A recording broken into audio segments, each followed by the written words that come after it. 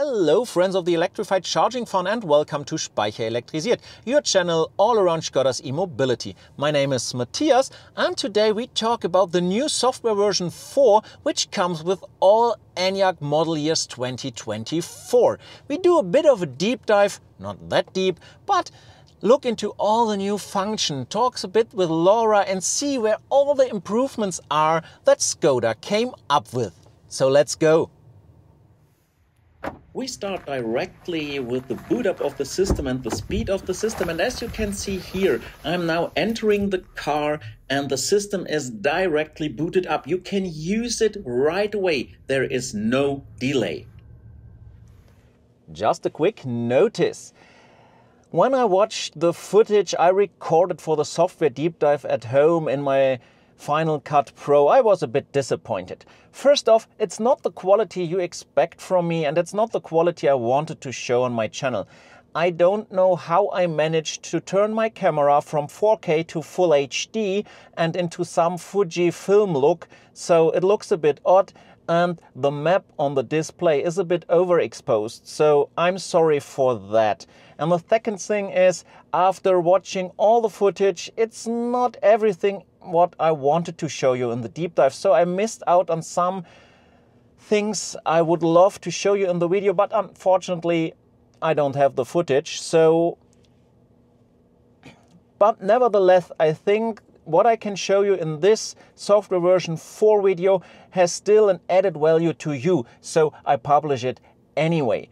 And as soon as I get my hands on a model year 2024, I will redo a lot of the stuff. I will go even deeper into the software version and show you even more. When you enter the car, you see the welcome screen and it boots up really fast. Right now I entered the car and the screen was immediately there. Unfortunately, even with software version 4, we still have to hit the OK button to set this user account as the active one. So I'll do this right now, hit on OK, and here we go. Let me turn the ignition on so that we have everything in place. And what you now see here is the new main screen of the software version 4. Maybe you're already familiar to the screen because you saw a screen from a previous ENYAQ, but it gets a lot of improvements, and let's walk through these improvements on the main screen. First off, the upper bar and the lower bar are much smaller now, and so there is more place and more room for the widgets in the middle. Also, some icons got rearranged and we are going through them right now. What you already might know is you have seat heating here. If you would have seat cooling, this car doesn't. It would be right next to it. Then you've got the temperature and the same on the other side. And the first change is here in the lower bar in the middle. You already know the home button to go back to this screen wherever you are in whatever menu. But this button here is new. And this is, as of now, the so-called apps button. And this gives you all the apps which you can add to the bar here in the lower middle part. Previously, we had the favorites here. They moved up in the upper bar. More on that later. So basically, these are the options to put in this bar. Where's the menu, which was before here? Well, it's up here. And there is something where Skoda is not happy about. They will change this in the future, so basically that when you use this button up here, you enter directly to the vehicle settings here. And if you hit on the current apps button, you will enter the menu again. But as of now, it is as it is. So basically you can put these apps down on this bar right here. If you want to do so, you enter edit mode by tapping longer on it, and now you can just add the favorites by drag and drop on the respective position. Now let's move to the upper bar. Within the upper bar, you now have these favorites, and you can edit them as well by longer tapping on them. And then you jump into this menu and you see you have all the options available. If you want to put an option up there, just tap on it and it will change. You do not need to drag and drop here anymore. So just select it, tap, and you're good to go. These options are dependent whether your car is turned on or turned off. I'll show you immediately. As you can see now, all the functions you only have with the car turned on have disappeared. And there they're back again. In the middle still the huge clock and one new function. You can tap on the clock and you enter the settings menu where you can adjust the settings. And then on the right corner you have the volume. Here, which we don't see right now, is a message icon if you got any messages. And here you see the connectivity. And if you hit the connectivity icon, you are directly in the privacy settings. Now let's focus on the main screen. Within the main screen, we still have this widget layout, but this widget layout is not completely free to configure. I'll show you right now. So if you do a longer tap, here you enter edit mode, and if you add a new page, you will see you have 3 layouts to choose from. So basically you have to go with one of those 3 layouts. The original grid has been removed, and I think this is a big improvement because it was always hard to arrange those widgets in a good way. Mainly you ended up adding a lot of one-on-one widgets to just fill up the blank space, and here you don't have to. And this really works like charm. When looking at those widgets I already pre-configured, I did every of those 3 types, you see they really fit the screen well. You have a lot of functionality on the screen and you can configure it the way you like. Configuration is easy of those widgets. Just enter edit mode again, select the widget which you want to exchange by tapping on it, like this one. You will see directly all the widgets which fit there. Let's choose charging, for example, and can add it this way. You can easily adjust to your delight. Also, you will see that the sizes of the fonts have changed. It's a bit smaller, but again, also the fonts have changed and it looks much more crisp and cleaner. The whole design itself looks way more modern and is way easier to grasp with one look at a time to give you all the information you need. At least that is what I think. And if we now look at the map here, you see another new functionality. The last destinations are up here to do a quick selection and a quick navigation. But we look at the map anyway later on. Let's still stay with the main screen. And if you look down here, we've got the temperature. And one really nice feature what you have now, if you increase or decrease temperature, you get a context-based menu like this, where you can see to sync it with the passenger seat. That's really, really practical to have it right in place when you adjust temperature, that you can hit on sync. The standard operation of this screen hasn't been changed from the older ENYAQs or from the software version 3. You still slide to the left and to the right to move through the pages. You can still slide here in the upper corner to bring down this bar with the quick access functions, which you can also configure to your delight. Again, select one, select the new one, and it gets exchanged. I'm sorry for my iPhone that constantly does something weird here. Let's disconnect it quick. I don't know why it is doing this, so we don't see that message again. Well, look at the cursor here. It's much smaller. Also, all the icons on the map, much smaller, way more modern. And the conclusion over the general design is, this is how it should look in 2023, at least for me. I really love this. I also love that we have added functionality to the small widgets. As you can see here, the charging widget is not just to jump into the menu. You also have the SOC, or like here, the range. This is really, really good.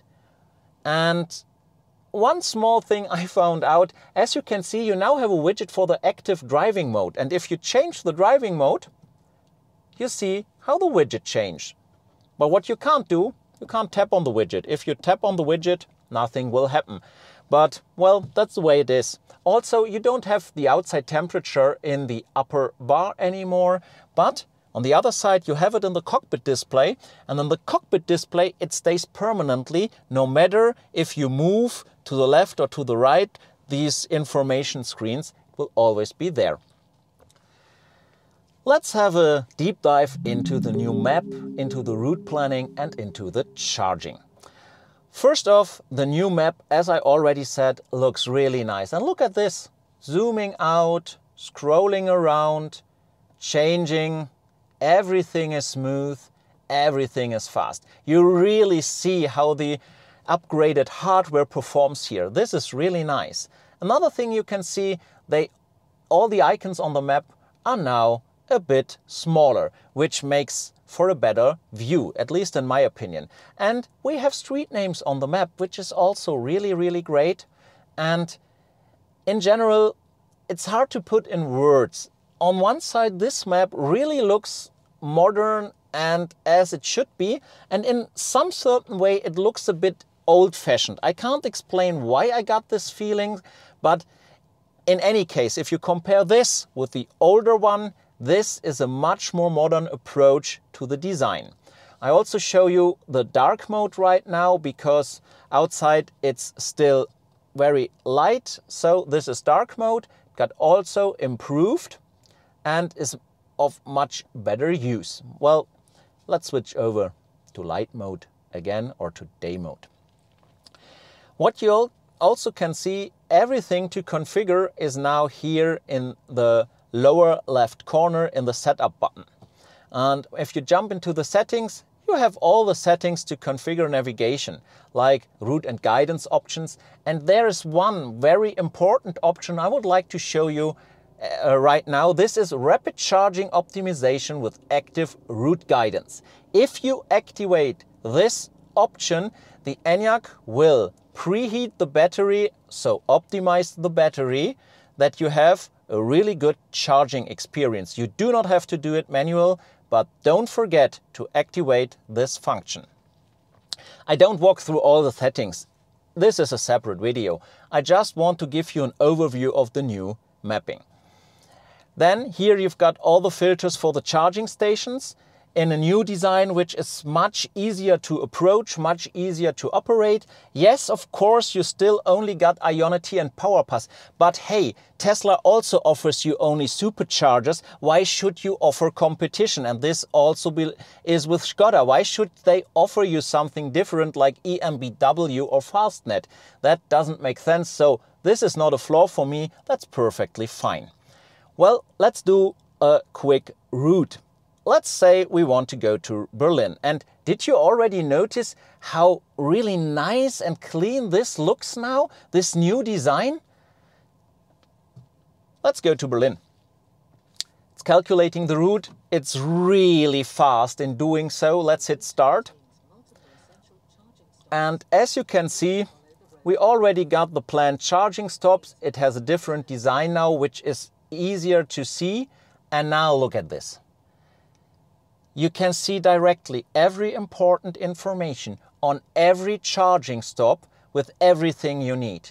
And before you start complaining about missing out the opportunity, showing out the SOC percentage, which is still hidden here, to be honest, you don't need it. With these new icons showing you whether the battery is green, so above 20%, yellow, so between 10 and 20%, or red, below 10% when you hit the charger. This is way enough information. And why do you even care? Just activate preheating, and no matter the SUC, you will always get a nice charging experience.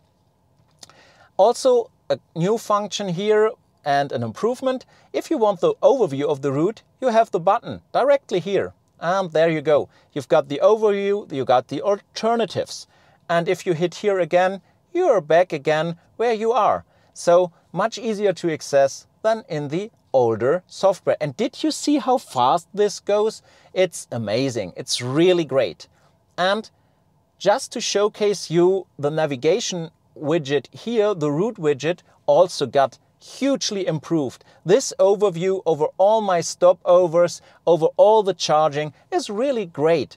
I would personally add this next to the map, and I have a perfect overview about everything I need.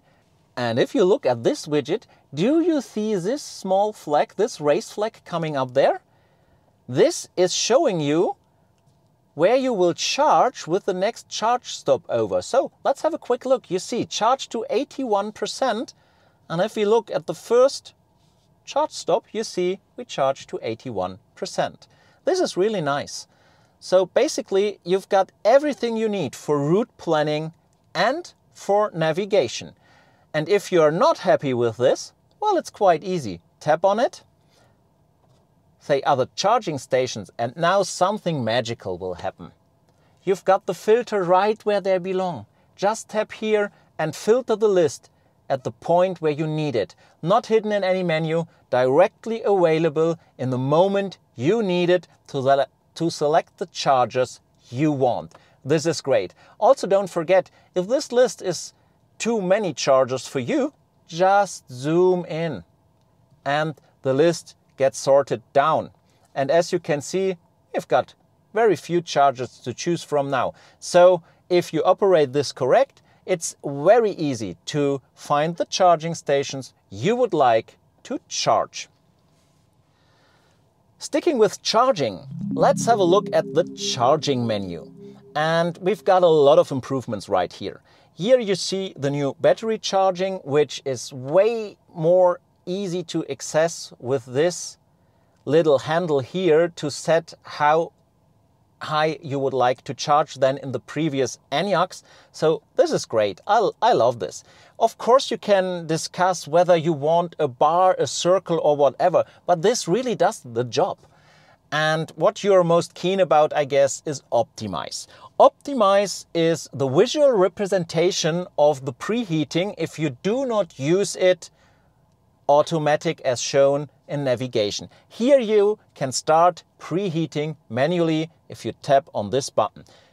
But always be reminded, heating needs energy and that energy gets drained from the battery, so you have a lower range. So always consider if it's better to charge a bit longer or to use that energy. But if you want to do it, I don't judge, you can see what will happen.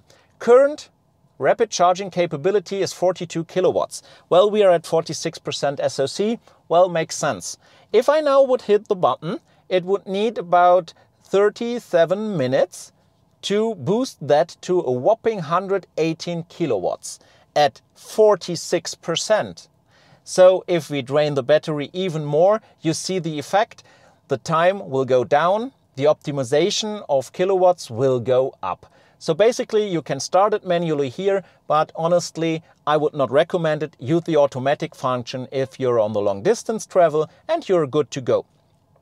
I don't want to go more into detail of the charging menu, I guess. That will do the job for this video. So next up is climate, and as you might know, you can access it with these buttons below the screen. You could also tap here on this favorite or app. Let's hit the button and you can see a completely redesigned climate menu for controlling everything which belongs to climate and AC. First off, huge improvement. On-off is now in the upper left corner instead of the upper right. So you can just operate it from here whilst driving. Also, it's much easier to access. Way less buttons, not so many smart functions. Everything you need at one place when you need it. Easy to set, easy to use.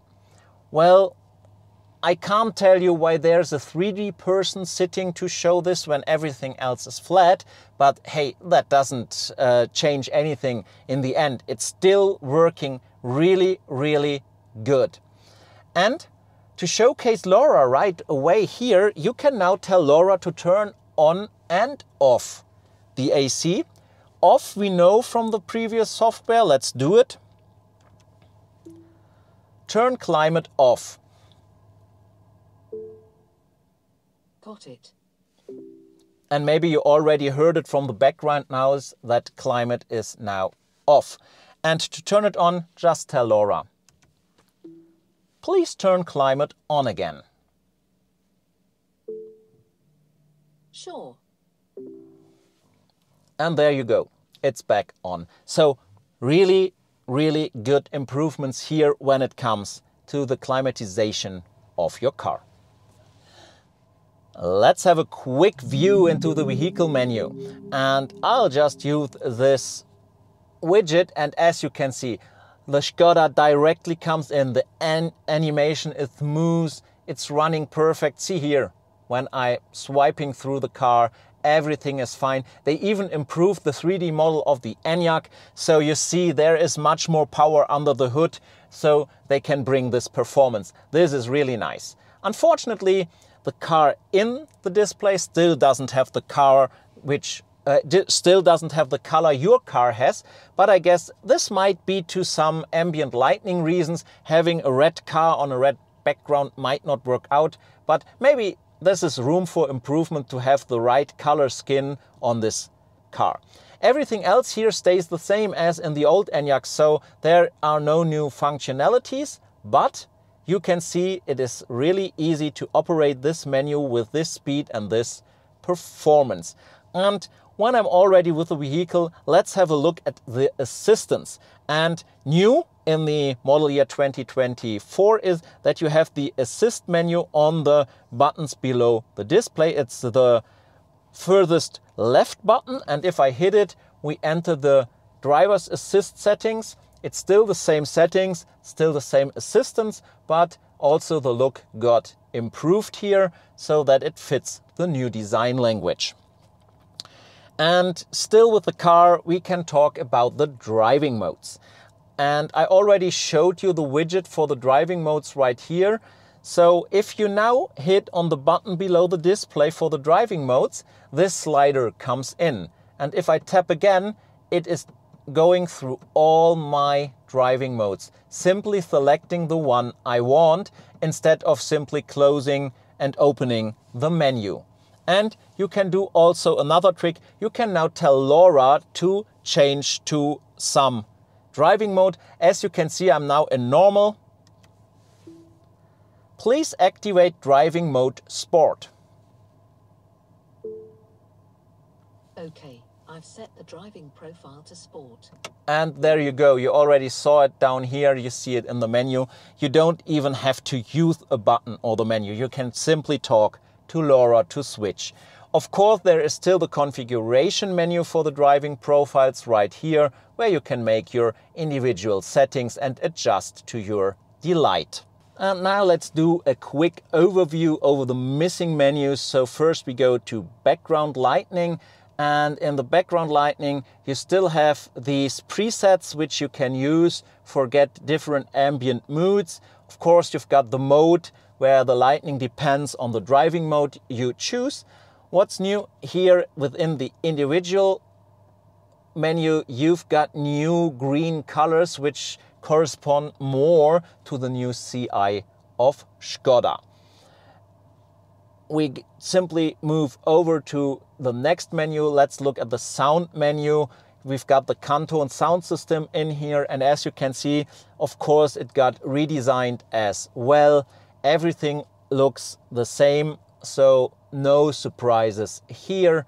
We can also enter every other menu, like settings, for example, and you will always get these impressions. And another indication of the performance of the system, let me show you here. As you know, I do my videos in German and in English, so I have to switch language quite often. And if you do this with this system, you don't have to wait long. And there you go, you're done. It's basically 5 seconds. Within the old ENYAQ, you had to wait much longer to do the videos. So this is at least an improvement for me. One thing often complained about is the parking. And there is no need to complain about this anymore within software version 4. Now you see the park assist, but what we want to talk about is the camera views. And the only limitation you can see is the upper bar and the lower bar, which even got smaller in the software version 4. There is nothing disturbing your view when you use the front or the rear cameras. No matter what you do, there is no slide in, there is no bar obstructing your view. You can simply use it as you want and have a really, really great picture from the outside. I don't have a recording of the night view of the camera, but I did a test last night and the quality got hugely improved. It's really usable also in dim conditions or at night.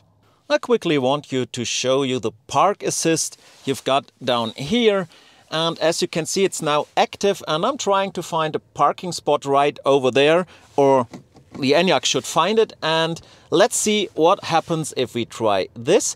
Normally he says just activate the turning light, but I don't do it, and you don't have to. You see, I'm starting to drive and he will now look for parking lots. He's searching, he's searching. Let's see, and there he finds a parking spot. Now you have to hit start and don't do anything because the rest is up to the ENYAQ.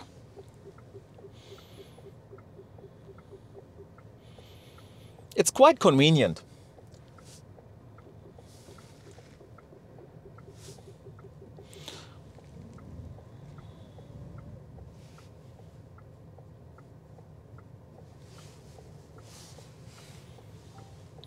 And now we are basically in the parking spot. He's just adjusting the car a bit more, and there you go. Perfectly parked. Let's talk a bit with LoRa, and LoRa comes in quite handy if you want to have control over the car without using buttons. That is the main purpose, at least for me, with LoRa. So let's start with something simple for her. Turn on the seat heating. And as you can see, this works flawlessly. But you can also tell her something like this. Please reduce the seat heating by 2 levels. And as you can see, it works rapidly fast, and of course she understood that she should do this. She also recognizes if you are speaking from the left or from the right, because I don't told her to activate the seat heating for the driver's seat. She simply knows it. But let's turn this off again because it's getting hot. You can also use some other language here I showcased in several videos, like this one, my butt is cold. And as you can see, she fires up seat heating again. Of course, you can use LoRa to control even more functions of the car, like I shown you for the driving modes. You can also tell her something like this. Turn off the lane assistant. You can adjust settings on the screen. She is not allowed to turn it off for you, but she is helping you, bringing up the correct screen that you can deactivate it right now. Of course, I know you can put it as a favorite here, but this is really convenient that LoRa now has access to several more functions of the car. Of course, there is also a fun part with LoRa. She knows several funny things, more or less. I guess the obvious one is the joke. Please tell me a joke. Oh, my developers didn't teach me that, but I'll give it a go anyway. I couldn't work out how to fasten my seatbelt. Then it clicked.